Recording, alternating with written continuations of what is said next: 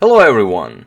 And I do say hello everyone with such enthusiasm because today is a great day for chess and the world in general. Today in round 18 of the Chinese Chess League an Immortal game was created. It was created by the Chinese Grandmaster Ding Liren. He was playing with the black pieces against Bai Jinshi, another Chinese Grandmaster. And this game, I'll let you be the judge of that, but I'm pretty sure it can rival any Immortal game you've previously seen. Especially since it's played today in modern chess in 2017. So like I said, Bai Jinshi has the white pieces and he plays d4. Knight to f6 by Ding Liren, c4, e6, knight to c3, and bishop to b4, the Nimzo-Indian Defense. And the Bai Jinshi doesn't go for a3 or e3. Some of the old lines he goes for knight to f3, the three knights variation of the Nimzo-Indian. Ding Liren castles, we have bishop to g5 and c5. e3, c captures on d4, queen captures on d4, knight to c6, and queen to d3. So far, all is well. h6, now either this bishop will capture the knight or go back. Bishop to h4 was played.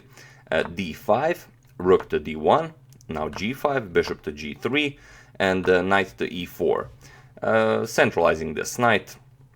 It's a very powerful piece in the center.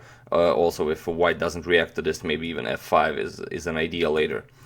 We have knight to d2, now unpinning this c3 knight and preparing to capture on e4. Ding Liren responds with knight to c5 with a tempo on the queen. Queen to c2, and here Ding Liren plays d4. And okay, it's definitely an interesting move. We have knight to f3, which is the best move. And now Ding Liren plays, an interesting move to say the least. He plays e5. And what do you do here? I mean, obviously it's a free pawn, so definitely white must capture it. Bai Jinshi plays knight captures on e5, and this is the best move. We have d captures on c3. Ding Liren offers a queen sacrifice, and Bai Jinshi accepts it as it is definitely the best move. Rook captures on d8, and we have c captures on b2. Now with a discovered check from the bishop on b4. Here, king to e2 was played, and this was the critical moment of the game. Had Bai Jinshi played rook to d2, he could still be able to play this game. Black would probably keep a small edge as white's pieces are all pretty much undeveloped, but he would definitely stay in game. But after the move in game, after c captures on b2 with check and king to e2, it's pretty much over for white. Rook captures on d8. We have queen captures on b2, and now knight to a4 with a tempo on the queen. Queen to c2, and now knight to c3 with check. And the king hunt begins. We have king to f3. And here comes the move that Wei Yi probably had to see before he decided to sacrifice the queen. And this is why I enjoy this game. Here there are a couple of moves that, might seem interesting. For example, f5 to lock the king there on f3, or maybe even h5 to prepare a move like bishop to g4 after you capture this knight on e5. But Ding Liren finds it definitely the best move. He plays rook to d4. And this is beautiful. The rook is now cutting off the king. The king can't go anywhere. You can't capture the rook. If you capture the rook, you get knight captures on d4. Black is winning the queen. He's up too much material and he's winning the game. So after rook to d4, h3 was played. Adding some protection to the g4 square and also making an escape route for this bishop on h2. So maybe the king will be able to go to g3. We have h5 by Ding Liren, now bishop to h2, and the g4. King to g3, and now rook to d2. Again, with a tempo on the queen. The queen cannot capture the rook because of the same reason as before. Queen captures on d2, knight to e4 check. White loses the queen and the game. So after rook to d2, queen to b3 was played, and now knight to e4 with check. And the king has to come up the board. King to h4. Bishop to e7 check. King captures on h5. Now king to g7. And the king on g7 is actually an attacking move. Ding Liren is preparing this light square bishop to jump into the game, and then this rook is coming from a8 all the way to h8 to join the attack. Bishop to f4 now. Bishop to f5, preparing rook to h8, and now bishop to h6 with check. king to h7, and it seems that white prevented this idea of rook to h8, but as you'll see, not really. Queen captures on b7. And now there are some threats. White can capture the rook, white can capture this knight. If the knight moves, white can capture the bishop. But again, Ding Liren finds the absolute best move. Rook captures on f2. He grabs a pawn. And he doesn't grab a pawn because Ding Liren likes pawns. He grabs it because this f2 pawn was guarding g3. Now if white plays a silly move like queen captures rook on a8, then knight to g3 is checkmate.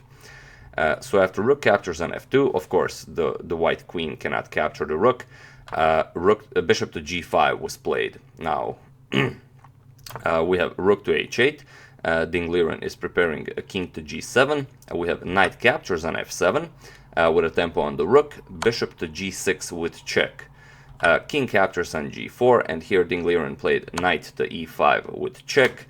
And in this position, Bai Jinshi resigned the game. White king has two options. He can either capture the knight with knight captures on e5, or he can go king to h4. Whichever move he plays either loses in 3 moves or in 2 moves. If knight captures on e5,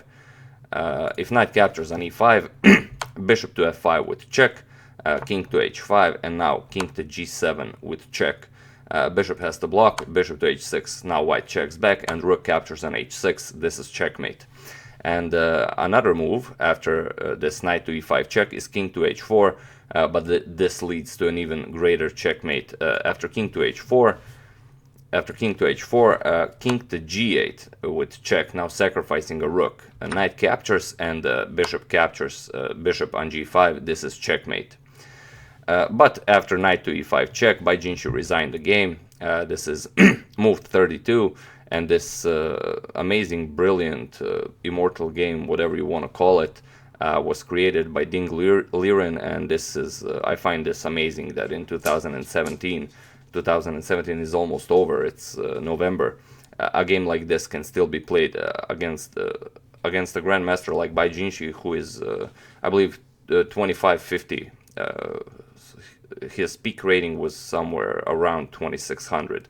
So, playing a game like this against a grandmaster is why I enjoy chess, and I'm sure many of you do as well. So yeah, that's the game. I do hope you enjoyed it. I haven't enjoyed a game like this in quite a while, so I'm definitely going to be following the Chinese chess league a lot more from now. Yeah, I do hope you enjoyed it. As usual, you can check 2 of my previous videos here. I would like to thank Sanjay Saxena and an unknown person for your contribution to my channel. Thank you a lot, I really appreciate it. As usual, you can check 2 of my previous videos here. Thank you all for watching, and I will see you soon. Oh yeah, and I will only be doing 1 video today. I hope you don't mind. I have some work to do, unfortunately, so 2 videos tomorrow. See you soon.